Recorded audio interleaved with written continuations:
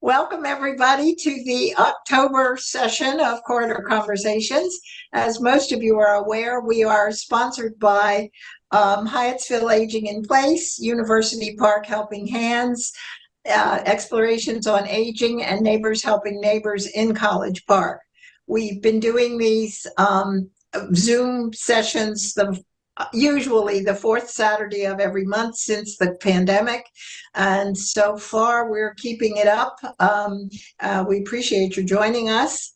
I'm delighted today to welcome Caitlin McGrath. Caitlin is the executive director at the Greenbelt Theatre, TRE. Caitlin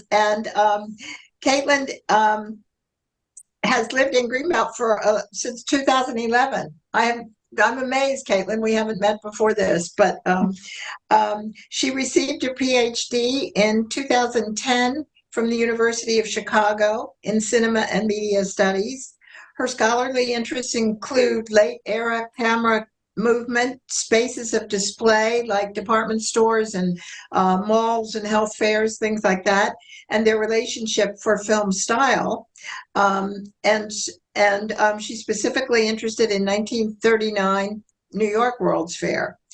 In 2014, she founded and incorporated a nonprofit, Friends of Greenbelt Theatre, which won the Greenbelt City's bid to run the historic cinema at Roosevelt Center in 2015. She also serves as the chair of the Roosevelt Center Merchants Association, which is dedicated to the economic revitalization of historic Greenbelt. And I think I'm correct on this, Caitlin, that this is Greenbelt's 85th anniversary. Of the theater, yes. The city actually opened in 37, so theirs was last year, but this is celebrated 85 years at the theater. That's wonderful. Congratulations.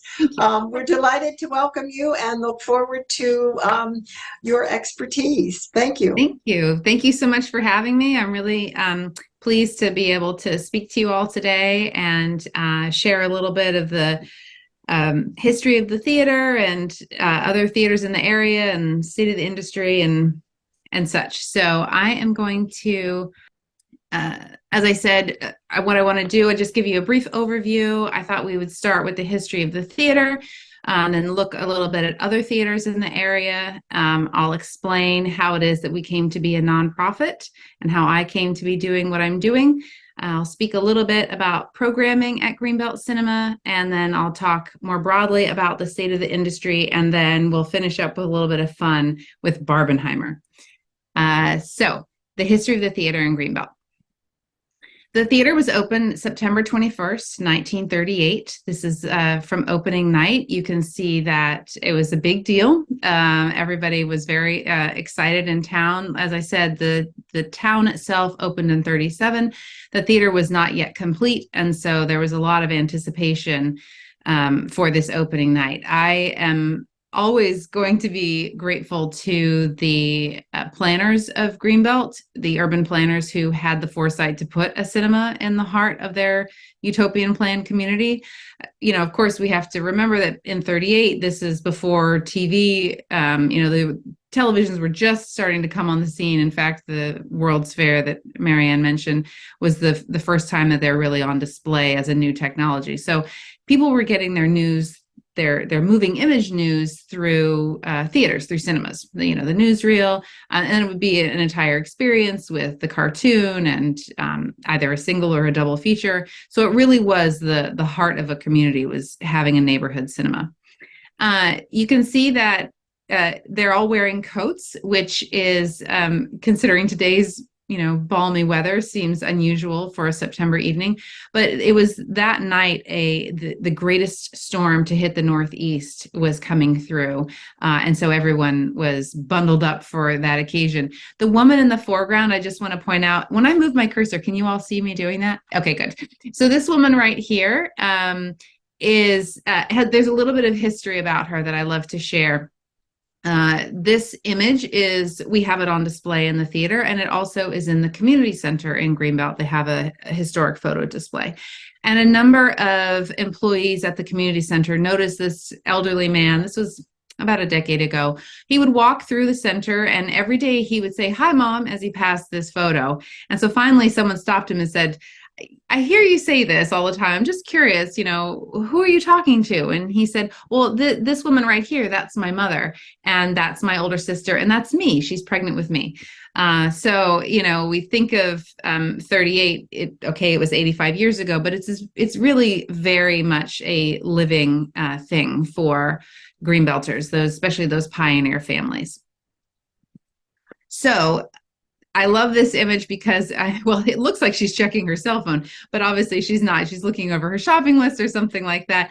If you've been to the cinema, you will know that the trees are much larger now, as are the hedges. So this is just a good example of the newness of everything and the excitement that came with the founding of Greenbelt, that the residents had to apply to live in Greenbelt. And as lore goes, Eleanor Roosevelt, who was very involved in this project, it was, of course, a project of the New Deal, and there were 3 green communities across the U.S., Greenbelt being the one that's the most sort of sustained and successful.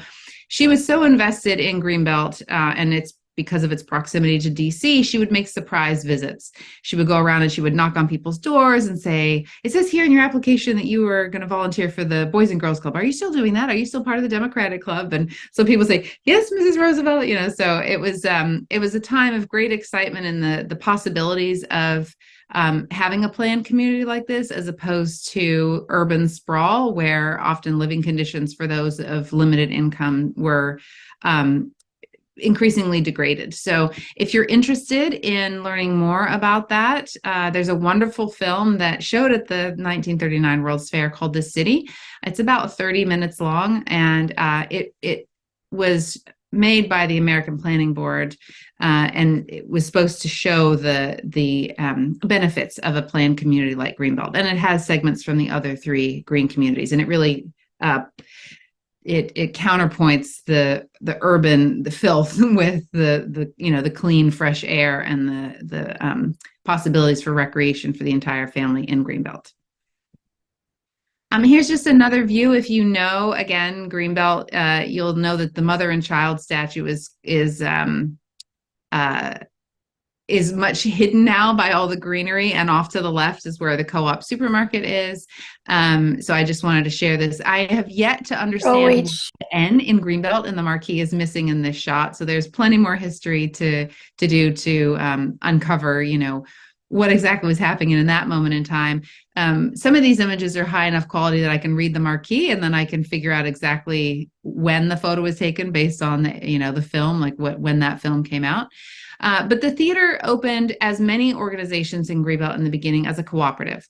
And this was, again, part of the planner's idea that the community would be more invested in being part of this new town if they literally were a part of making it run. And that worked in a lot of ways for a lot of organizations. The Greenbelt Co-op, the supermarket, is still a cooperative. The New Deal Cafe is a cooperative. The News Review. There are lots of cooperatives that have sprung up since then. We still very much have that spirit in Greenbelt. For the movie theater, it didn't work that well long term. There was a lot of consternation about how often we get the movies and how long they stay, and do we get them soon enough, and what is the ticket price and all that.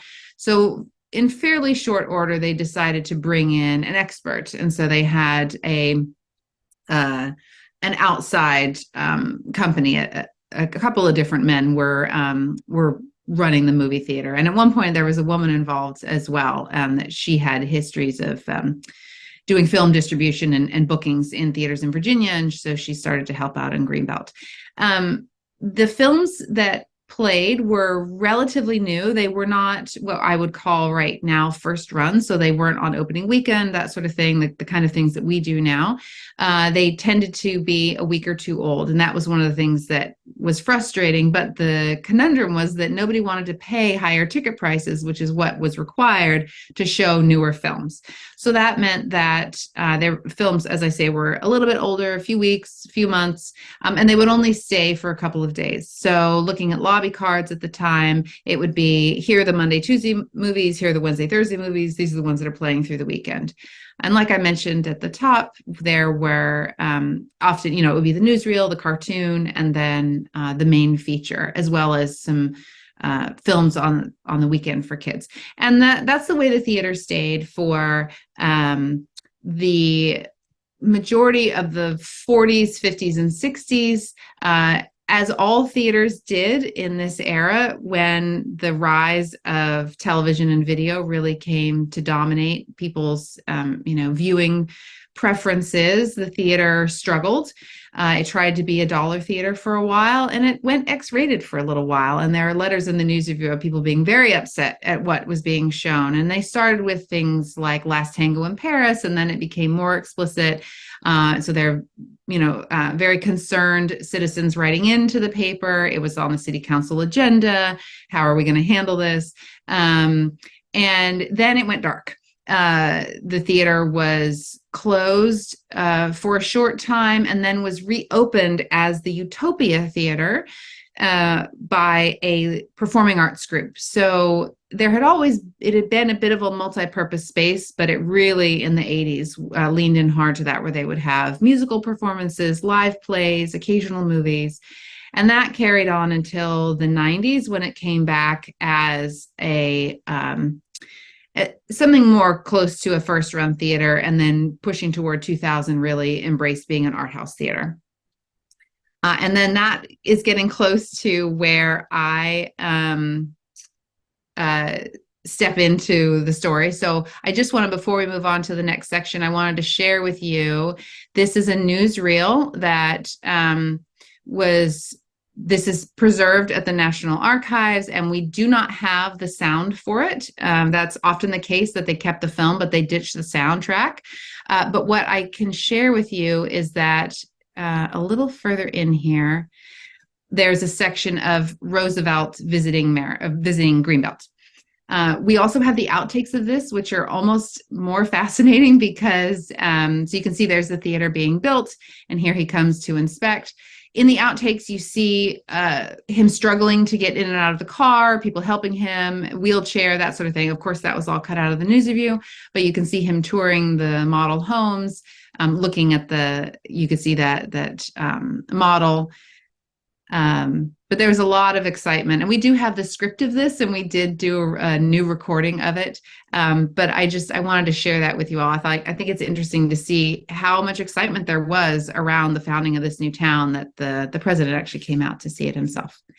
Okay, so other theaters in the area. I do have to say that, as Marianne said, my expertise is in silent film, and I am not a historian of movie theaters per se. I know a lot about my movie theater, but I wanted to give you some history of other theaters in the DC area. So the Chevy Chase Theater, now known as the Avalon, opened in 1922. It was a single screen, and they have since added a second screen. It's, as anyone who's been there knows, it's really on the main street in Chevy Chase. So it gets a lot of attention. It has a beautiful auditorium, and has remained very popular. It went through a similar history that ours did, where then there was a community group that came in to save it, and it is now, a thriving theater. The Uptown, sadly, has closed. I chose this photo. It opened in 1936, and I like this one because it shows 2001 on the marquee. And the Uptown was actually the location for the nationwide premiere of 2001, which is a fun fact. It was huge, and so that's part of the problem. Having over 1,000 seats, it's very, very hard to keep a theater of that size running. So sadly, we no longer have that one with us, but this is, it's gorgeous architecture.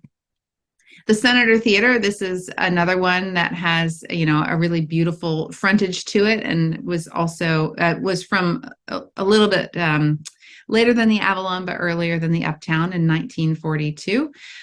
You can see how they're really making the most of their marquee. They're not just telling you what is showing, but they're saying this is the best picture of the year. They're working really hard, that it's in Technicolor. You often see things like air conditioned or, other selling points advertised on the marquee.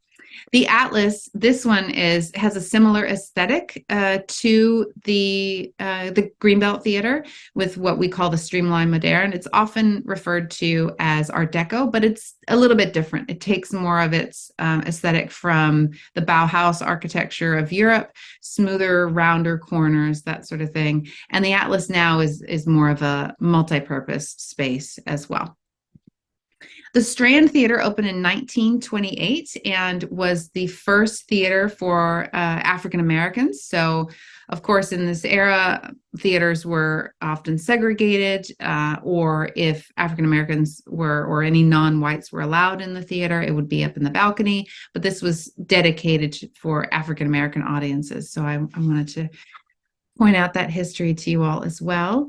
And the Biograph. A lot of people, when I talk to them about the kind of programming that we do, that we are a mix of first run and repertory, they reference the Biograph, which was a repertory theater that opened in 67, which is quite late for a theater, but there was a real revival in the 60s and 70s of repertory theaters that would show older films.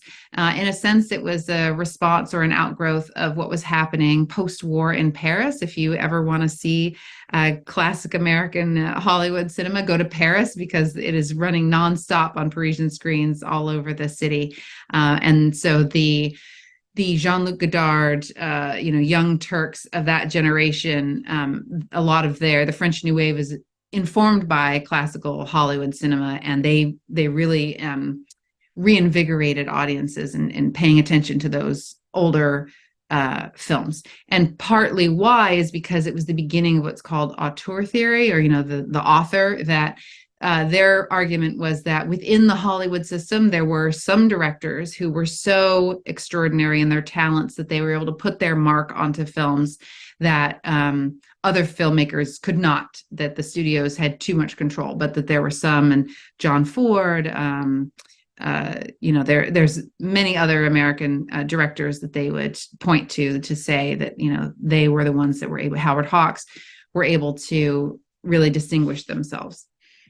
And then I just wanted to point out a couple of drive-throughs. So there was a drive-through in Hyattsville. A lot of people have, told me about fond memories there. Opened in 55 and closed in 83. Again, you can see that they are, touting how much what their technology is, that they have CinemaScope. This is at a time where the technology of film often develops in response to other challenges. And I'll circle back to that when we talk about streaming at the end. But a lot of the innovations in cinema, so the widescreen, the CinemaScope, the Technicolor, all of that was a way of making things bigger and better. 3D, smell-o-vision, that was all a way to try and entice audiences. And we see that happening in waves throughout film history. So the other one I wanted to point out was the Beltsville Drive-In. You can see both of these closed in the 80s. The Beltsville Drive-In had over 1,000 parking spots, which is just extraordinary when you think about it. You imagine seeing a movie with, at least 1,000 other people. Imagine there's 2, 3, 4 people in a car. That's a really huge crowd.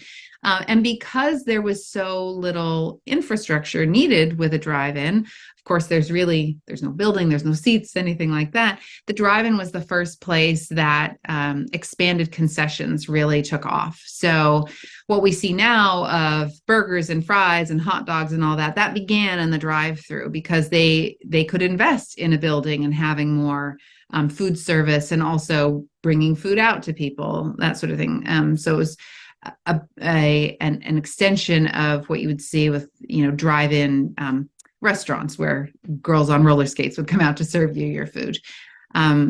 So that is what I have to say about local theaters. I do want to pause. I realize that I've gone through 2 sections now and haven't asked if there are any questions, but does anyone have any questions before I move on to the next section? You can put questions in the chat, or if you want to raise your hand or something.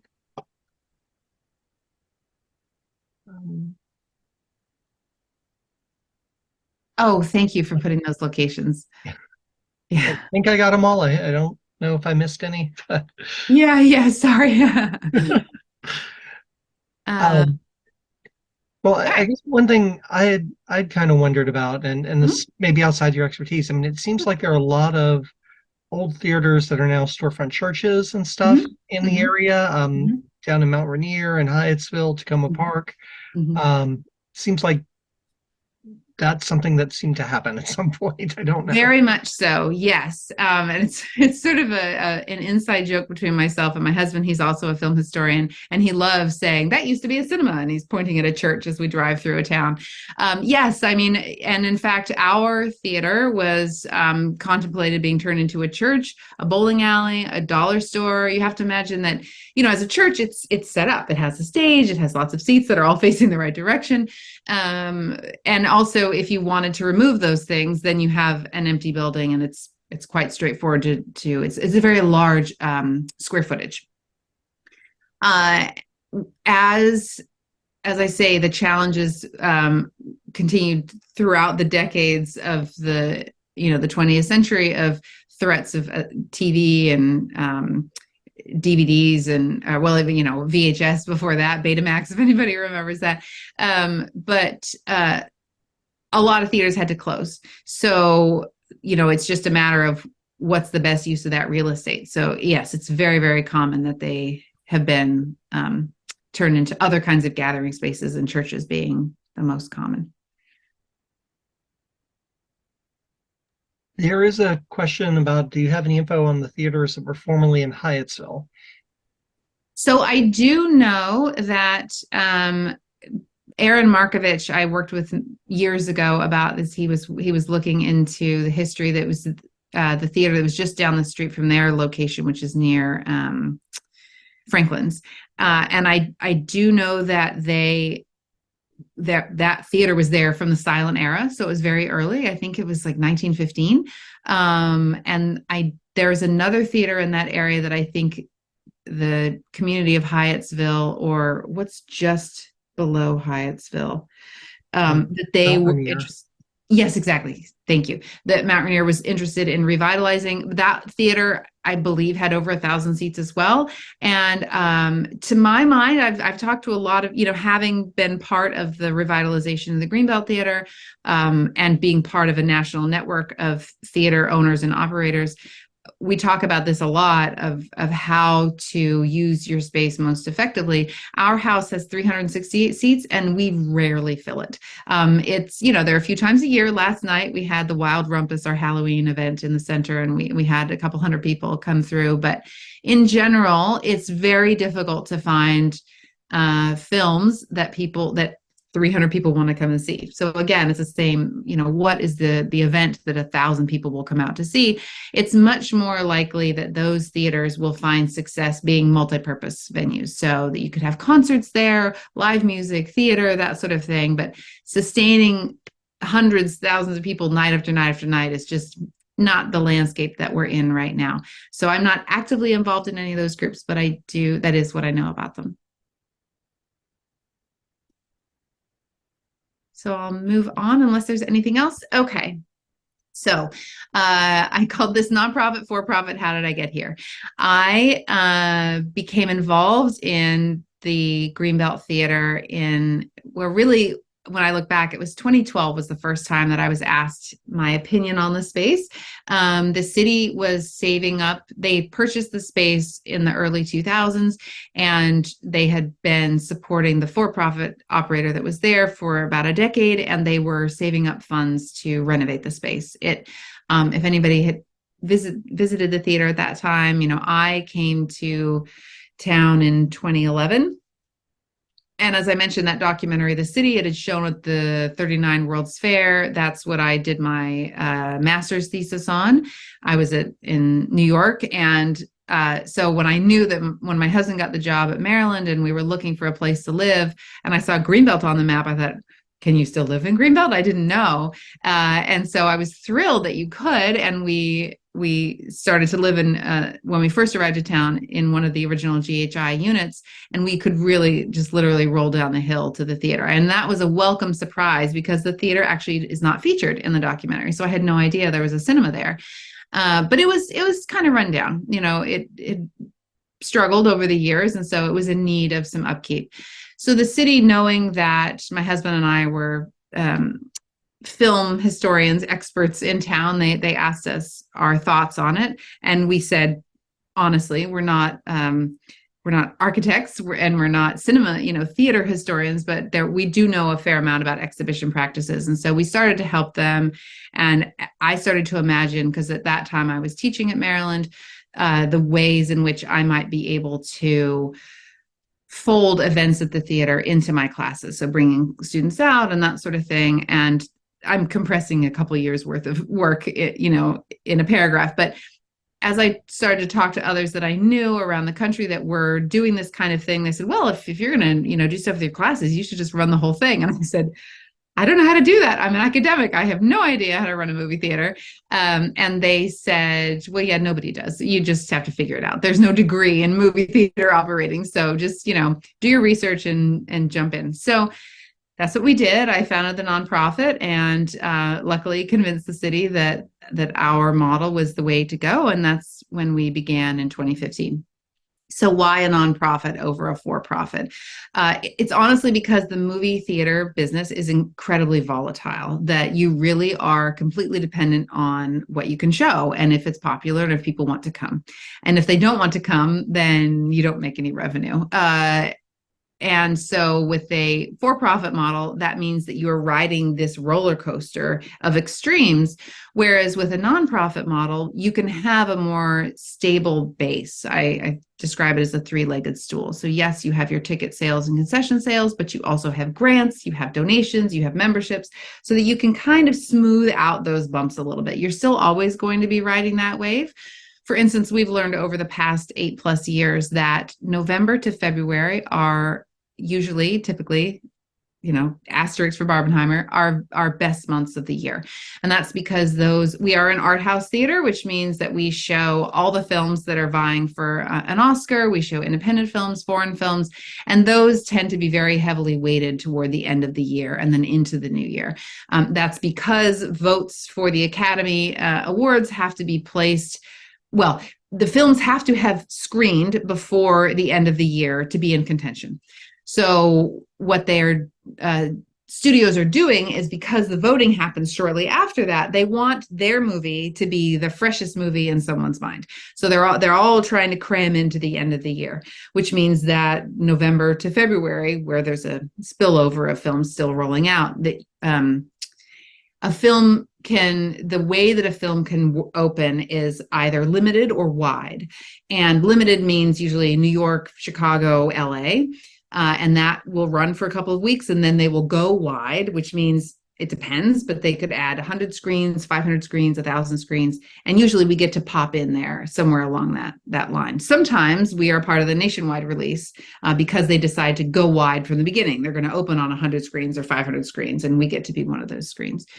But so a film could open in December and be eligible for the Oscars, but we don't get it till February just because of the way the release rolls out. So those are very, very good months for us usually. And then the rest of the year, it's a little bit quiet. There tends to be a Meryl Streep film somewhere in July or August, but otherwise we have some downtime.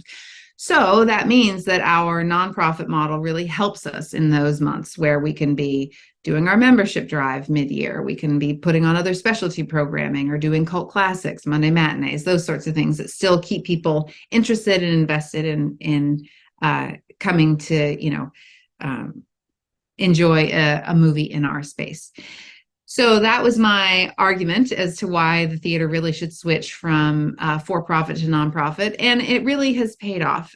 We have, like I say, been running the theater since May of 2015, and before that, when we were trying to convince the community that it would be great if we could bring this model to Greenbelt, we were at the farmers market. We were marching in the parade. We were selling T-shirts. We were, we had jars out to collect quarters and dollars and that sort of thing. So we had a lot of initial interest. The moment we opened, the first night that we opened, we sold over 300 memberships because people were so excited to be a part of what we were doing.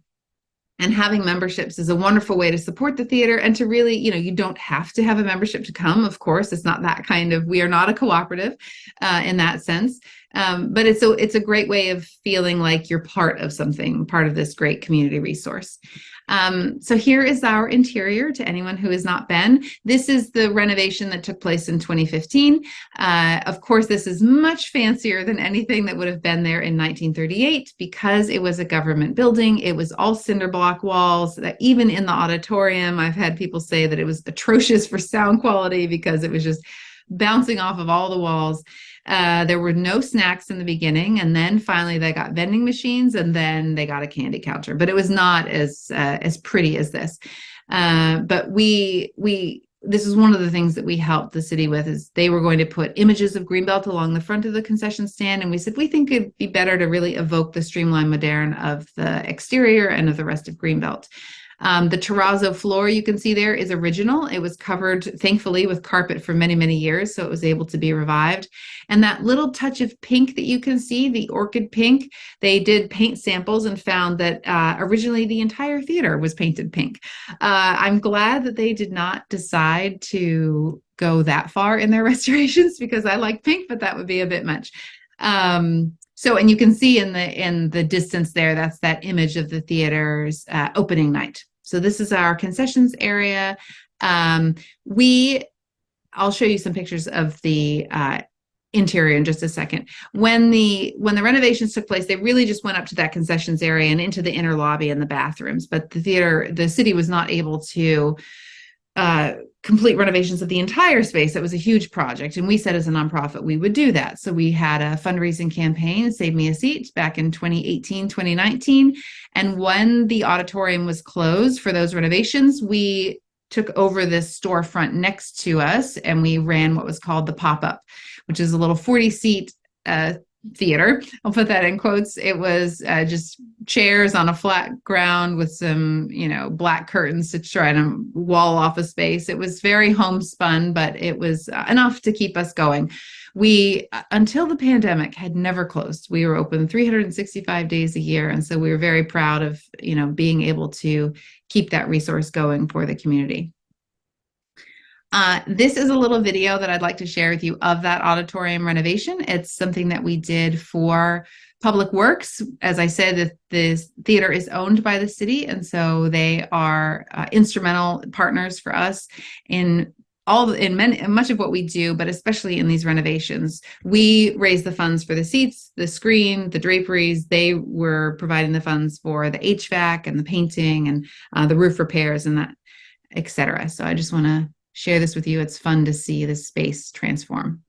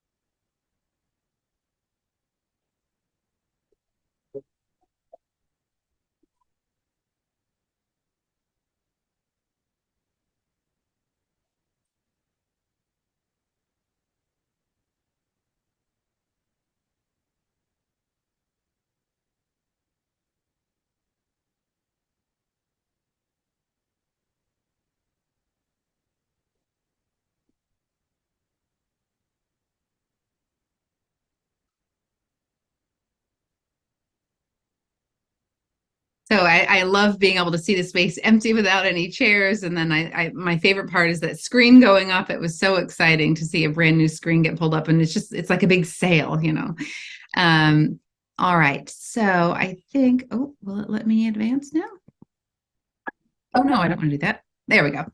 All right. So I have this image because this is one of the things we put on the marquee. I was pointing out what other theaters do with their marquees. And during the pandemic, when we could not be open, we used our marquee as a place to display messages for the community to, try and keep spirits high. We have this cutout of Eleanor Roosevelt in our inner lobby near the bathroom. We have one of FDR as well. So we brought her outside just to, share a little bit of, hopefully, cheer with everyone. This is the auditorium. Like I said, this is part of the renovations that we did. You can see it full of a crowd there for a special event. There are those beautiful new seats. And then what we did was we raised funds for this next project, Beyond the Screen, and that was to transform that pop-up space into a dedicated screening space and educational lab. So we enlisted an architect. So these are his initial drawings of what we thought the screening room would look like, and our media lab space. And this is what it turned out to be. We went with green chairs instead of red. This is our director of operations in the back there, Stephanie Arcito, and then Lauren Rankel up front, who is our education and outreach coordinator. It has 40 seats, state-of-the-art sound. The picture is beautiful. It's, it's all 4K, and it's a very different experience from the main space because it's a tenth of the size, but it's really wonderful honestly you can see just about any film there, but it's really great for our education workshops, our classes, what we do with the summer camps, and private events. People rent it for birthdays and that sort of thing. And here are some images of what the media lab has turned out, how it looks now. We have those green tables you can see. Those are our donor recognition tables, but they are also our workshop space, so that when we have kids coming in over the summer, we throw a cloth over the top and they make stop motion animation films, or they work on flip books and, just increasing their media literacy. The wooden boxes that you see placed there, that is a project that is ongoing, and it is going to be a timeline of the history of the theater with ephemera and short videos. Okay, before I dig into a little bit more of our programming, and I also want to, it's such a beautiful day, I don't want to keep you guys too long, but are there any other questions about the origins of the theater? There is one comment that one person made, that they found the only problem with the renovation was the switched locations of the men and women's restrooms, Yes. which then memory did not help in finding where you needed to go. Yes, that's why. Yes, I should have said that's why we put Eleanor and FDR. We had their cutouts. They're sort of on permanent loan for the museum because so many people had been going for their entire lives, and they were just like homing pigeons, going to one side or the other for the bathrooms. And so we tried. Well, we had staff there, and then we had the posters as like, this is the women's side, this is the men's. But yes, it just turned out they had to do that because ADA. As soon as they started working on the building, they had to bring things up to code, and what had been the women's room, they couldn't get enough fixtures in there, and so they had to swap sides. But yes, you are not alone. Is there? Oh, future plans. Yes, I will be speaking to that as I get to the end. Okay, so programming at the theater, we pride ourselves on our first run films. We show around 80 new movies a year, and then we do about 200 special events on top of that. And one of the ways that we do special events is to bring in guests. So here we have, this is a former intern of ours, Eva, and she was doing the Q&A with a guest from the Washington Post when the movie The Post came out, another Meryl Streep film. So whenever we can, we bring in area experts to add to the experience. We're always looking for ways to make the film event more memorable. So sometimes that's bringing in guest speakers, sometimes it's special events, it's our series, and again, the classes and workshops that we do. We also offer things to the community for their own media. So we have done this digitization day twice now. These are images from the first time that we did it, but the AVRV is a couple that lives in North Carolina, and they load all their equipment into their car and they drive it up, and they digitize film, video, mini DV, 8 and 16 millimeter, sound and silent. And it's a really wonderful way for people to see their memories come alive again, because many of us have these boxes or reels in our possession, but we don't have a projector, and even if we did we trust it? Will it work? Is the bulb still fresh? So it's a great way to reclaim those memories. And home movies are fascinating. I really love the history that's contained in home movies. Often people feel like, oh, this can't possibly be interesting, but it absolutely is.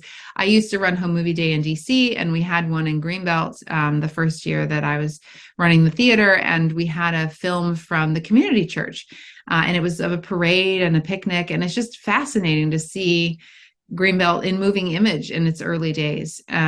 So please, please, please preserve your home media. People think that film is old and it doesn't stay good. It absolutely does. It is the most stable medium. If it is kept cool and dry, it will outlast anything else. You think that your VHS or your DVD will last forever, but it won't. It has a shelf life. And actually, we're finding that we are up against those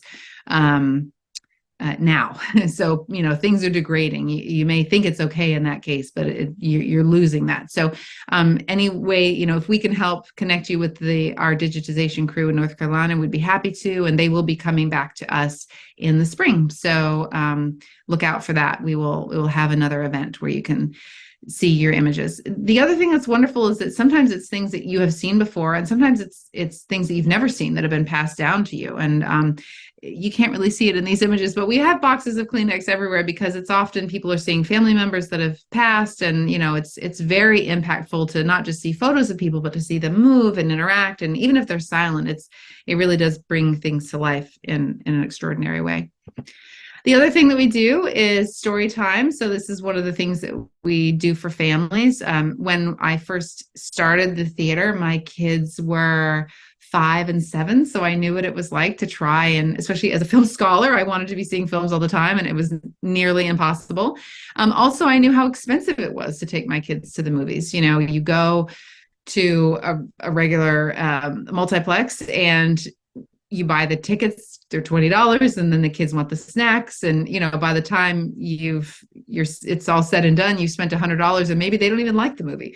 So we try as much as possible to have free programming, to have things that are, accessible to all, and for all ages. So our Storytime series is done in conjunction with the library system, and we read a couple of books that are projected on screen just like this. It's for kids that are basically newborn to 5.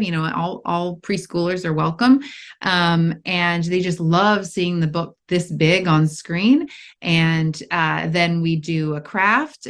We go outside and do chalk and bubbles, and it's just a nice way for kids to get used to what it's like, to be in the space. We'll show a short film that's connected thematically in some way, but all in all, it's a really nice, alternative for parents. So we do that once a month currently.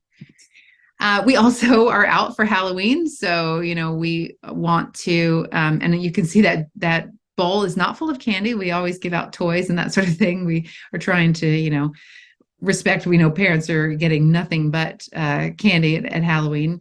And so we really enjoy being part of our community. That's something that I think a nonprofit theater can do in a way that a for-profit tends not to.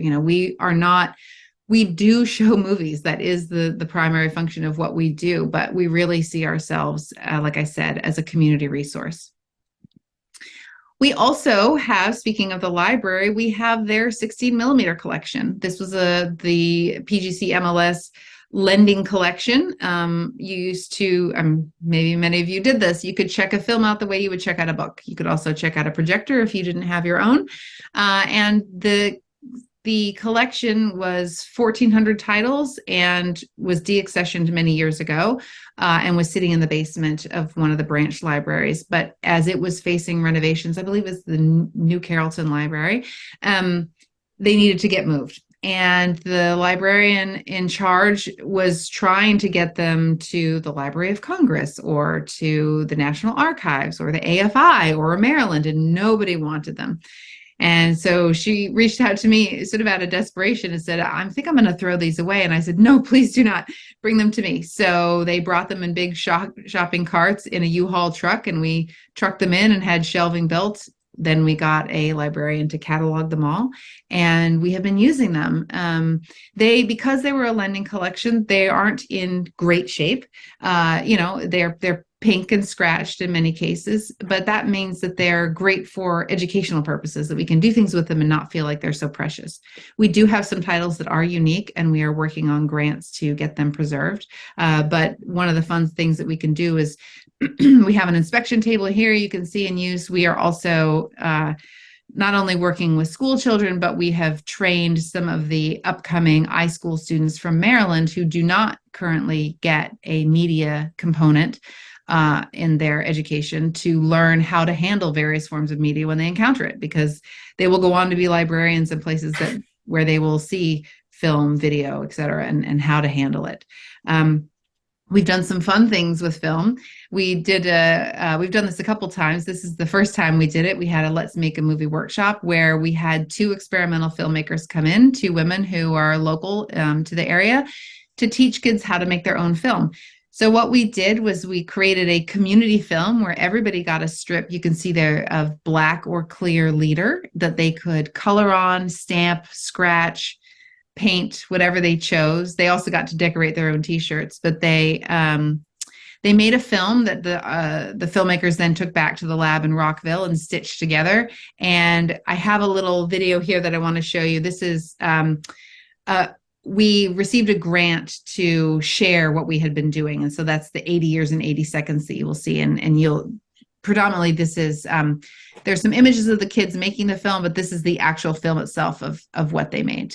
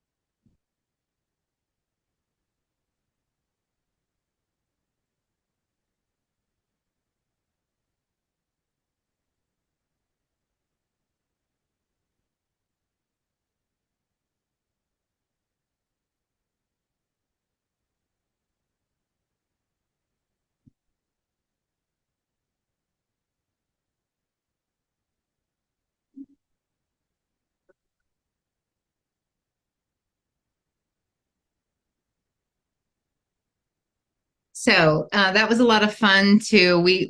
When the film was finished, we premiered it for, it was part of a large event that we had where we were putting on the very first thing that happened in the cinema, which actually was a radio play. And then this is the most recent thing. So we were looking to the past and then also celebrating our future. And it was not this version, it was just their film.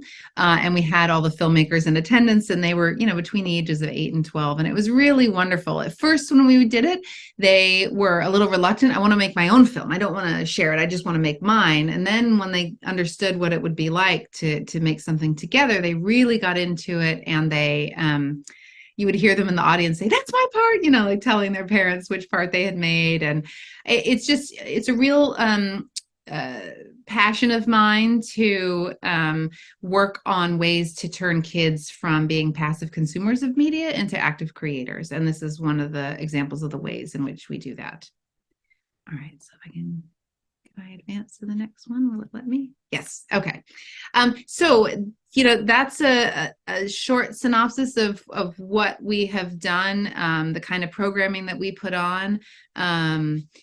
We are so proud to be the stewards of this amazing, structure, but also the purpose that it serves the community. We take that quite seriously. So before I go on to the state of the industry, are there any questions about that?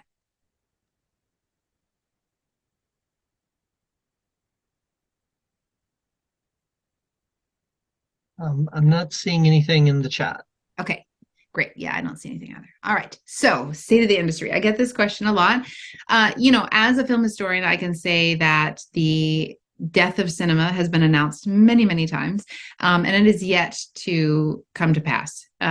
Saying that, this has been an incredibly challenging stretch. The hardest years I've ever faced running the theater. And that's because it's a combination of the pandemic and the rise of other ways of consuming media. So streamers and that sort of thing. I want to share this image with you, which is quite intense. But if you look at it, this is the Met Universe's media, entertainment, and technology. So the big guns around the edges there, Facebook, Alphabet, Microsoft, Apple, Amazon, those are very new companies in the history of theater, cinema. And of course, this is much more than just filmmaking. But if you have to look very carefully to see some of the legacy studios. So right here in the center, there's MGM. Here's Lionsgate. You've got Warner Brothers, but it's not this whole thing. That's AT&T there, just the little ring around here. Disney is one of the few that has grown its own empire. Even Fox, it's surprising. Fox was a studio that got bought out. The Fox catalog now lives at Disney, but when we think about the impact that Fox has in our political landscape, they're actually, in terms of the size of the company, quite small. So there are lots and lots of competing interests for people's time and attention. And so we are caught up in that. Paramount is this little tiny thing down here. So this is a challenge for us. We are always facing the lure of the couch. There's really many, many reasons for you to not leave your home.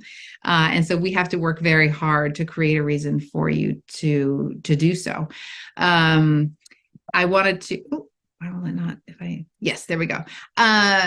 This was from 2020. So just to speak more to the impact of COVID, you can see here, 13% is the number of people that will see a movie in a movie theater. An additional 22 is a maybe. And then the rest of the pie is people who are going to stay home. So again, this is October 2020, but we still are seeing a lot of folks not returning, or we're having people come in who said, I just feel comfortable coming back now. So it's been a very long tail to the pandemic and then our subsequent recovery. Here's another graphic that's, for me, it's hard to see, but you can see people who never go to the movie theater before the pandemic was just 15%, and it's now still 50%. This is in 22, but that drop off of people who always or often go to the movies of 21% dropping down to 6%, that's a significant drop off for us. And that tracks with most theaters nationwide. I talked to a lot of other EDs around the country, and we're all facing the same thing of people just not feeling comfortable coming back. It's particularly difficult for art house theater audiences because the most the least COVID cautious are young males. That's not our demographic. The art house theater audience nationwide tends to be women above the age of 60. So those represent the most COVID cautious. So that Venn diagram means that a lot of our patrons, the mainstays of our audience, just don't feel comfortable coming back. And we understand that, we respect that, but it means that we do have to find other demographics, other ways of reaching people, other kinds of programming that will draw people in. So that speaks a little bit to the question of, what's the future of the theater? We need to work really hard to bring in new audiences, especially because, we were talking about the history of theater. So I pointed out that the Avalon is right there on the main street, and many of those theaters are. Greenbelt is tucked away. If you've ever come to see us, we hear all the time that we are a hidden gem, which is very nice. I've said this before. I appreciate the gem part. I could do with getting rid of the hidden part. We're a little bit of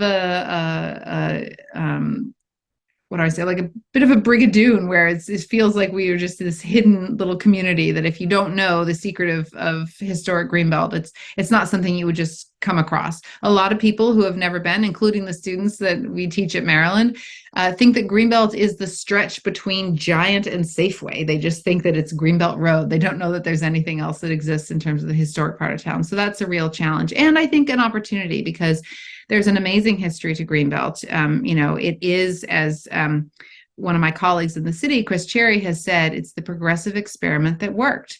It is still a very vibrant community. And I think the more we can tell that history and get people to appreciate how unique it is, that I think people will be compelled to come and check us out. Why does it keep... Oh, sorry. Okay. Are there any other... Oh, I've now lost no, I don't see anything in the chat. So I think I will just, also being mindful of time, we're at about an hour, and I want to make sure I leave time for questions. I will talk about Barbenheimer. So this is the exception. Because we have two screens, we were able to be part of Barbenheimer. Before that, when we were a single screen only, it would have been impossible for us to have these two movies at the same time. The studios dictate the terms always. That's something I haven't talked about too much, but when you buy a ticket with us, let's say you get a standard $9 ticket, about $6 of that goes back to the studio. The movies are obviously essential to what we do, but they are not as great a revenue generator as you might think. And when we were single screen, it was even more so the case, because we had to follow their terms. They would say, you have to pay us.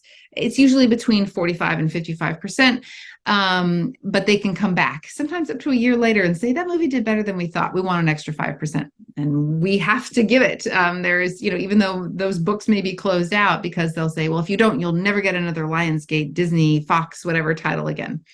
So as a single screen, that's often very difficult, because the terms for Barbie and Oppenheimer were both that they had to run clean for multiple weeks. We could never do that as a single screen, because most people in town come the first week, and then by the second, third week, they're getting frustrated. They want to see something new. Whereas when we have two screens, we can play them off of each other. So it allows us to have a little bit more flexibility. And in this case, it allowed us to open both of these movies on the same day at their nationwide release. There was a lot of excitement about these films, and a lot of people said to me, how does it feel to have two blockbuster films? And I said, well, we do this all the time. It's just that this was, I think, post-pandemic, getting a lot of attention, and the distributors were treating the films in a slightly different way to try and draw in the widest audience possible. So they were blockbuster films. They also were films by art house directors. Greta Gerwig is, she's before this was a pretty small time director, and we had shown all of her films before. So we always show Greta Gerwig films. The same thing with Christopher Nolan. Like, yes, he has done some very big films, but we also showed Dunkirk and Tenet, etc. So these filmmakers were being touted as more mainstream than they actually are, because the studios were desperate to increase their revenues. Everybody was struggling with the pandemic. So you saw that in the marketing materials as well, that both of these films were actually quite leftist in their politics, but they were not portrayed that way in the trailer or in the press. So they wanted to make sure that anybody in any part of the country, the coast or middle America, could find something to like. So if you saw the Barbie trailer, you might have noticed that it said, if you love Barbie, this movie is for you. And if you hate Barbie, this movie is for you. So they really wanted to make sure that nobody felt excluded. And the same one for Oppenheimer. The story is really about the the challenges that Oppenheimer faced in the creation of the bomb, and then the fallout of that, of what it meant for him in the scientific community, and what it meant for his, ability to be part of the political landscape as well, and the sort of the torture that he dealt with, of knowing the destruction that he had been a part of causing. So, but none of that came through in the trailer. What did take off is the films, they were not meant to open on the same weekend, but everybody had been pushing their dates because of COVID surges, and they were trying to find the perfect date. So as soon as it was sort of discovered that they were going to be opening on the same day, I think the Barbie people leaned into it harder than the Oppenheimer people, but then they realized that they really needed to embrace it. It was becoming a bit of a cultural phenomenon. So images like this abounded, where, just the dissonance between the character of Barbie and the seriousness of Oppenheimer were really, captivating to people. And it became a phenomenon that you had to see them both. You had to experience Barbenheimer. You needed to go to the theater, and you needed to see them both on the same weekend. So this was another image that circulated of just the collision of these two worlds. And yet there were some similarities to them. So it was a really interesting moment and an interesting weekend for us. We saw that our numbers to begin with were neck and neck. Barbie and Oppenheimer were doing about the same amount of business. And that made sense to me, because Oppenheimer, we have our proximity to DC and Goddard. We have a lot of scientists in the area. And so I think they were driving up the ticket sales. We don't normally show a film like Barbie, except the director is someone that we would definitely show her film. So it seemed more mainstream than our typical fare, but we saw a lot of people come out in pink. And in fact, I was working one of the, here, I'll pause on that. I'm gonna share a final image with you. Anyway, so opening weekend, Barbie quickly outstripped Oppenheimer, and this is an old image. It's illustrative, so I wanted to share it. But of course, now Barbie has exceeded $1 billion worldwide. So it really was a phenomenon, and it did blow the doors off of our space as well. It's the biggest month we've ever seen. It was really extraordinary, and it was very challenging for our staff, because they all started working for us during the pandemic. They had never seen a large crowd before, so they were just completely shocked. And as a part of that, to help them, I was coming down to, I don't normally work behind the counter and scoop popcorn as much as I did that weekend, but I really knew that this was an extraordinary weekend, and we needed to do everything we could, especially because we were going to have people coming in who'd never been with us before, and we wanted them to have a good experience. We want them to come back. So I was down helping scoop popcorn one day, and they had all dressed up in pink, and they were teasing me that, where's my pink? You have to be wearing pink. And so I told my husband I had to go back down to help for the later show. I said, well, okay, I'm going to, raid our teenager's closet to see if I can come up with enough pink to pull off an outfit. He said, well, if you're going to be Barbie, then I have to be Oppenheimer. His family is German, and so he has that kind of, Teutonic flair to him. So, posed in front of the marquee, we thought that this would just be a funny image that we would share with our friends and family. Little did we know that the editor of the news review was right across the street having dinner, and she said, could I please take your picture? And we said, okay. And I thought it would wind up on the back page of the news review, and they put it on the cover above the fold. So I do have a PhD. I am a very serious person, but this was a little bit of a funny moment for the two of us to pose together.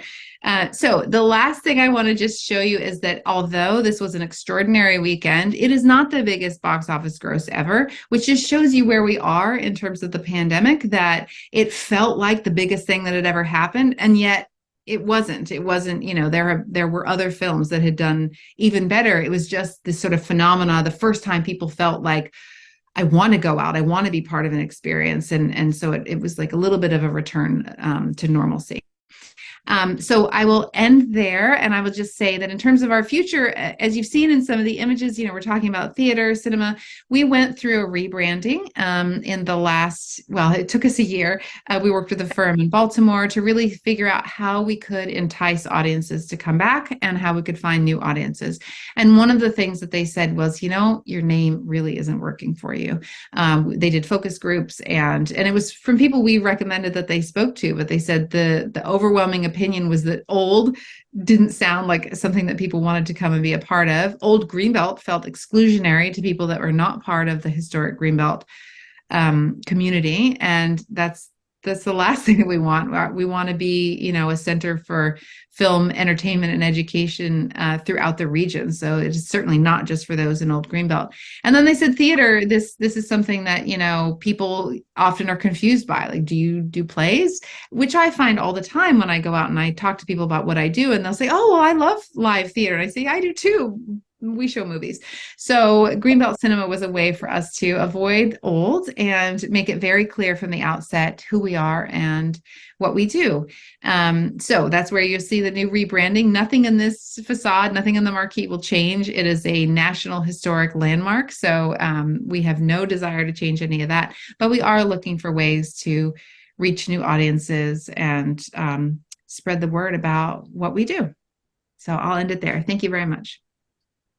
Caitlin, that was just terrific. It was fascinating. Before we get to any additional questions, I wanted to just comment that even during the pandemic and despite the pandemic, I always felt very secure at the Greenbelt Theater. I thought the way you arranged the seats, the rows, it was big enough that you didn't have to worry about somebody sitting on your lap. I thought that just went really very well. Thank you. And also, just to put in a plug, you've got to be the best deal in town for a $50 membership and $6 for popcorn. And, it's really, and free popcorn on your birthday. It's really quite remarkable. I'm interested in like you are, in the future of the arts, everything, theater, live theater, orchestra, all of that is a problem. So I hope we can all work together to make that a future. Yes, I agree. I absolutely agree. I know that our compatriots in the live theater world were struggling, perhaps more than we were, because there were times when we could come back and have limited attendance shows, but having somebody in the space, projecting was out of the question. The same with musical instruments. My kids both played the trombone, and they had to have the covers on their trombone on the ends and that sort of thing. So yes, it's been a very challenging time, and touch wood, we are, getting to a point where we can get back to the things that we love to do. But yes, I agree. Are there questions from anybody? Are they in the chat, or do you want to raise your hand? Or I see one question in the chat, or a couple things that I could address. The Washington Post doesn't have our new name yet. I know this is so frustrating. The Washington Post does not actually do their own showtimes. It's outsourced to a company that we pay to have our showtimes listed, and we have told them our new name, and they haven't fixed it. So it's something we are aware of. Thank you. We're chasing it. We're trying to get it fixed. What I have been told time and time again is that we're easy to find because we're the tiniest entry. So I guess I would say until that gets fixed. That's one way to look for us. Have we ever been able to make a profit? Yes, we have. It tends to be small, but that's fine. I mean, that's not, the point is for us to cover our costs, and any revenues get turned right back into programming. So we are not currently operating at a profit. We are still surviving on our relief funds. So that is a challenge. But we hope that with this rebranding, we also, something I didn't mention, but that is on the horizon, we just got approved for our beer and wine license. So as soon as that is finalized, we think that will be a great help to us, because we know a lot of other theaters do it, and it's just, people like to be able to enjoy a glass of wine with a movie. And so hopefully that will be a draw as well. Most of the revenue, what sustains us are, honestly, the very best thing is donations. With a membership, of course, the more you use it, it's wonderful. You get those discounts, but then it is less impactful for us. And in order of importance, it would be donations, then memberships, then ticket sales, then merchandise, that sort of thing. We also try and get as many grants as possible. So hope that answers. And then shall I just call on people? Vance? Sure, Vance. Hi, nice presentation. Thank you very much. Thank you. But along Route 1, there were not just drive-in theaters. There was a theater in Mount Rainier, the Cameo. I don't know if you've ever heard of it. It's now a storefront church, but it still has a beautiful interior from a photo I saw within the last few years. And the Hyattsville Theater, as was previously mentioned, these were deluxe theaters. They were comparable to the large theaters downtown so far as decor, and they were deco also. There was the Kaywood Theater that was over towards Michigan Avenue, if you know, it's like north or west of Mount Rainier. I think those are the three. Oh, and there was one in Riverdale, but that's much more recent. So I just wanted to mention those so people don't think we had only drive-ins. No, and I didn't, sorry, I didn't mean to do that impression. No. That's just the area that I am, I am not a theater historian, and I feel a bit of a newbie in Greenbelt, having only been here over a decade. So yes. Right. Yeah, well, there may be others here who don't know about these other places. And Robert Headley, yes. a resident, yes, you've heard of Of him. course. Yes, and he did a wonderful publication. He's written a number of books, and they are amazing resources if you're interested. In fact, I have one on I have two of them here. Actually, let me just grab them because I can show you the covers.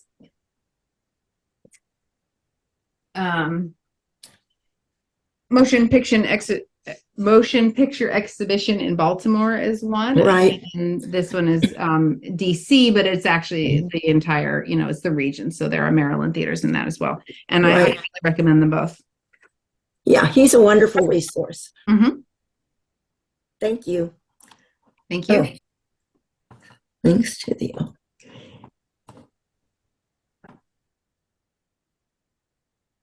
Anybody else? If not, sorry, yeah. Carter. Yeah, Caitlin, you mentioned working with students. Is that primarily from University of Maryland, or do you work with like kids in the arts program at Jim Henson Art Program at Northwestern too, or? So I was part of a Henson committee. We were really working to bring more awareness to the Jim Henson legacy. And we had a screening at the theater of some of his early animation and puppeteering work, which is wild. It's strange and wonderful, and it's fantastic. The Henson Archive came down and did a presentation. I'd love to do more of that. That kind of hit a speed bump with the pandemic.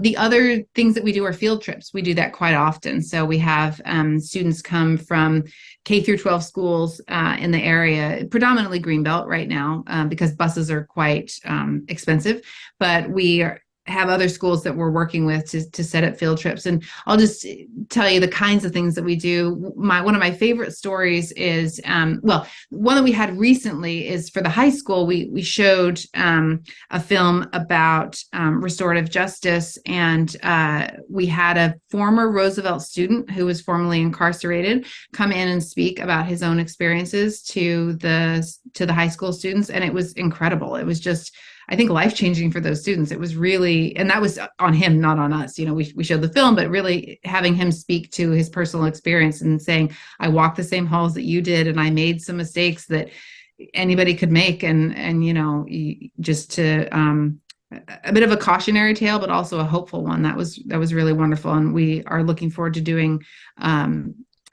many more things like that. But my favorite sort of funny story about a field trip was we had Hidden Figures, and that was another film that was just extraordinary for us in terms of the attendance that we saw. And because of our proximity to Goddard, I worked with them to bring out African American women scientists and engineers to be guest speakers after many of the regular films. And then we asked them to come back to do a field trip with 4th and 5th graders. And it was really wonderful for these students who don't always see themselves represented on screen to see themselves in that little girl in the beginning, and then to afterwards see a woman or a couple of women who have grown up in that field, that right in front of them, they could see that that is a possible future for them. And my favorite part was there was a little boy who raised his hand and he said, the boss, the Kevin, oh, I'm blanking on his name now. I can't remember. But anyway, the main character, the white male character, like who's the head boss, they said, what they said was, are you one of the mathematicians? Are you one of the calculators there? And she said, no. She said, you remember, the guy who in the big office? And they said, yeah. And she said, that's me. And they were just like, oh my goodness. And then they said, is your office, that nice? And she said, it's better. And they just went nuts. The whole crowd just erupted in cheers. And it was thank you, Kevin Costner. My goodness, my brain is a little bit fried at this point. I was going to say Dancing with Wolves, but that was not yet. Anyway, so that was extraordinary, so for these kids to have that experience, is, and we are their theater, they need to know that we are their resource. So, yes, we're very committed to field trips and that kind of educational experience. And then we do the smaller workshops as well. And those continue through the summer with summer camps, and then also one-offs throughout the year. Okay, Thank well, you so was much just- for this. This has been wonderful. Absolutely amazing. Sensational. Really wonderful. My pleasure. It was terrific. Hopefully we'll all crowd over there to see that 4-hour flick you've got there now. How'd you do with the Taylor Swift movie? How's that? Yeah, it's not as I really thought it would be Barbie 2.0, and it's not. Unfortunately, AMC had an exclusive deal that their tickets were to be on sale a week before any other independent theater. So everybody bought tickets to AMC and then said, oh, I didn't know you were going to have it. And I said, yeah, I couldn't tell you. But, we're still seeing decent crowds. And I travel to the Toronto International Film Festival every year to see as many of the new titles coming out as possible. And I just did that again in September, and I saw 35 films in 9 days. And it's it's wonderful, but very challenging.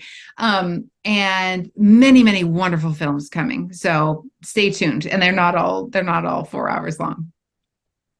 Well, we know if it's a Greenbelt, it's something worthwhile that we want to see. So we really do appreciate your tenure. The changes have been wonderful for those of us that have been around for a long time. So Thank you. I appreciate it. Thank you very much. Oh, And to everybody else, I want to wish you a happy and scary Halloween. And just to let you know that our November program will be on Desks for Malawi. And this will be a local couple that have set up a foundation, and they take money to hire local carpenters in Malawi to build school desks for children. So I think you'll find that quite interesting, and we'll send the promotion for that out fairly soon. So thank you for joining us today, and we look forward to seeing you in November. And go Terps! thank you. I'm gonna dash to my son's Little League game now. Yeah, Thank you that's so right. much. Our fingers crossed. I hope he wins. Thank you. Thank you so much.